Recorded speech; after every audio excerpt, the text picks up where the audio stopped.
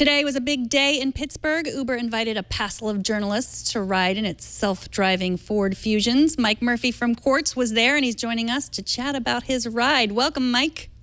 Hey, Megan. How's it going? Good. So did the robot car drive you around in ludicrous mode?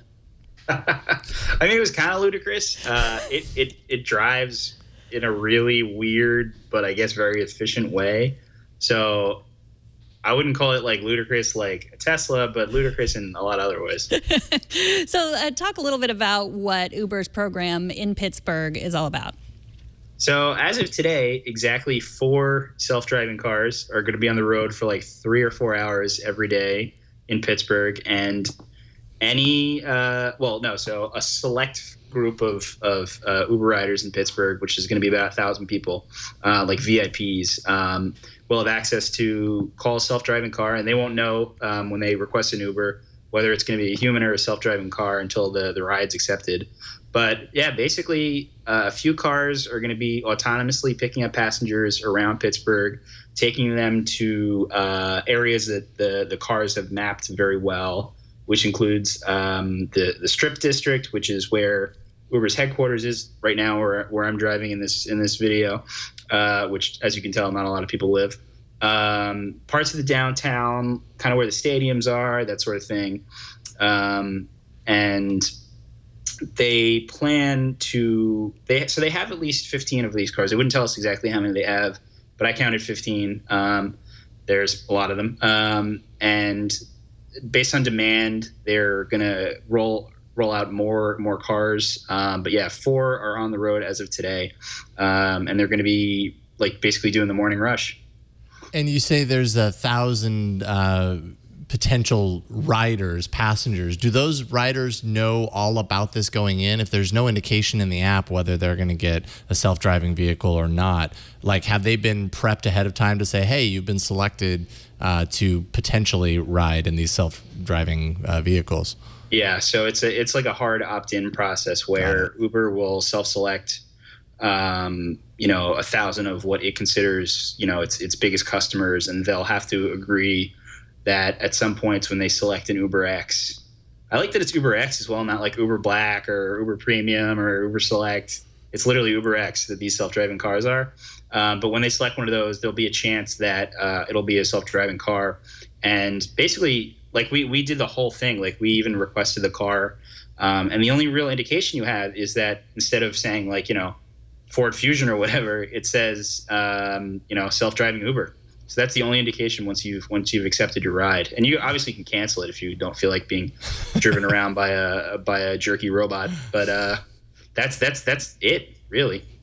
So as we saw in the video, you were behind the wheel. So these Ford Fusions still have wheels, they still have driver's seat, and we assume that you are not a robot. So these Ubers are going to have. We don't know though. We don't know. Jury's still out, but we assume that there'll be people. Like, explain who those people are going to be in each of the self-driving Ubers. Sure. So they let me and a few of the other people sit behind the wheel, but the average customer won't be allowed to do that. So in every ride, there'll be 2 Uber employees, one at the steering wheel who's basically like a test driver. So he'll have his hands kind of loosely gripping the wheel, basically barely touching it. The guy had his hands like this the whole time under the wheel. And the idea being that he can take control. If you move the wheel, it wrests control from the computer back to the person. If you put your foot on the gas, foot on the brake, or if you press this giant red stop button next to you, you take control from the computer. So that'll be that guy's job. And then to his right, there's a guy with a laptop that's basically seeing everything the car is seeing, logging all the information, sending that back to Uber's lab, and also kind of flagging any sort of interesting incidents that happen along the way that maybe other cars might benefit from knowing. Well, you also wrote that there was some trouble. The car had a little bit of trouble with stoplights. Can you tell us about that? Car had a little bit of trouble with a lot of stuff. But one of the things that was most disconcerting to me was, and Allison Griswold, my co-pilot who covers Uber for us, who was with me in the car, she actually noticed this first, that when the car approached a stoplight, whether it was, whatever color it was, a traffic light, it kind of hesitated and slowed down. It could be a green light, yellow light, red light. It always slowed down and then kind of realized, oh, it's a green light, I can go. And it did this other thing where basically it always went exactly the speed limit. So if it was going from one road that was 25 miles an hour to another road that was 35, it would automatically speed up as fast as it could to 35 miles an hour, which is a super weird feeling. So what would happen at the stoplight, if it was green and it kind of realized, oh, I can still go, it would like speed back up right away. And if the light changed, it was super awkward. Then the car just stopped. So it kind of felt like I've heard other people say it was like a student driver. I didn't drive like that when I was a student, but it was definitely like really tentative. Like it would go around corners in the same way that like, an 85-year-old who probably still shouldn't be driving will like creep around the corner like, I don't know if I can go. And it was a little nerve-wracking, but it was also super weird how quickly I forgot that, like when I was sitting in the driver's seat, like how quickly I forgot I'm behind the wheel of a car. Yeah, that was one of my questions to you, having the experience of being behind not just a vehicle that is going straight on the freeway and, you can let go and let it do its thing, but it's navigating around in this case. So it's kind of a step beyond. You're sitting in the passenger seat. You're supposed to be super attentive. Is it pretty easy to kind of forget that when you're sitting there and be distracted and not be as attentive as you need to be? I mean, I have to say one of the things that I was really impressed with was the engineer's ability to like hold a conversation with me, but also like keep his eye on the road. I kind of, not immediately, but like there were a bunch of situations where I was talking to him and kind of looking this way or, gesticulating. And, he would look up and go, just put your hands on your wheel or be prepared to brake. And it was really easy to forget. Like I'm behind the wheel of a car. Right. Like, I've been in situations where I'm in the passenger seat in a car and someone else is driving and I'll like, instinctively put my foot out to brake, even though I'm not driving.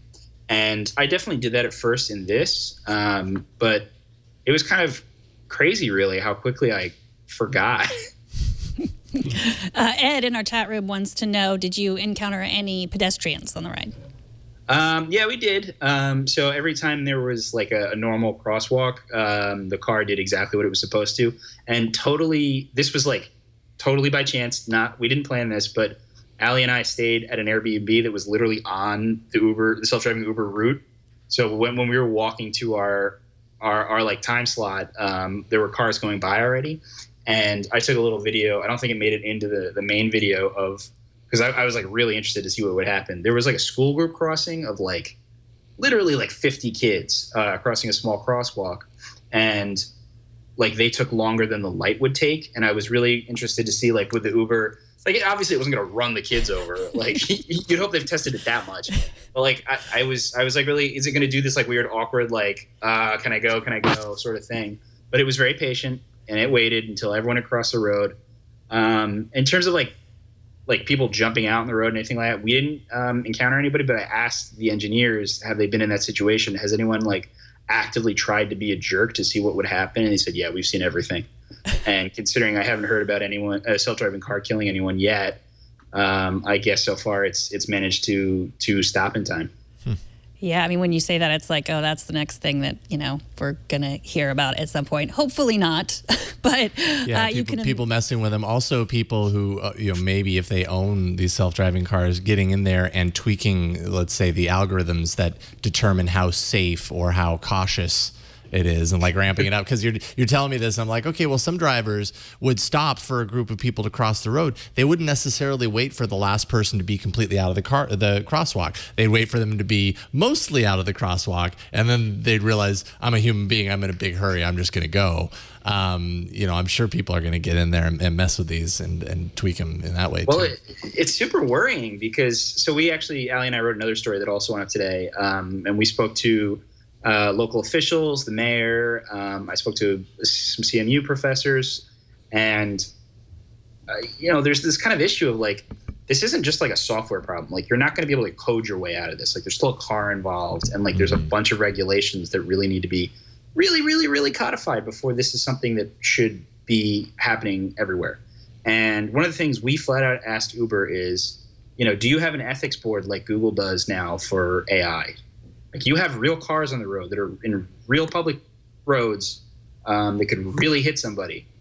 What is your answer to the trolley problem in the situation? And they kind of just laughed. And we asked them, who is liable if a self-driving car hits someone? And they refused to comment because they said we don't deal in theoreticals. But, I think it was the Allegheny County, which is the county Pittsburgh's in, council member told my colleague Allie, like, that's disconcerting that they're not having that conversation publicly. Like, they obviously don't have to tell us what's going to happen in every situation, but these are the sorts of conversations that if we're really going to have these on the road across the country, that we need to be having, because these are robots that we're entrusting. Like, yes, it's fine and great that these might be safer than human drivers, but like, they will still kill people, and we need to have answers for that. And it's very disconcerting to me. And this was in the second story we wrote today, like, that Uber didn't have answers for these questions. Yeah, that's really disconcerting. I mean, they laughed. That is, you'd think they would have an answer for that problem, because that's the first thing everyone asks. Like, what about the trolley problem, which is such a rare problem? But you're right, it is a problem, and they should have an answer for it.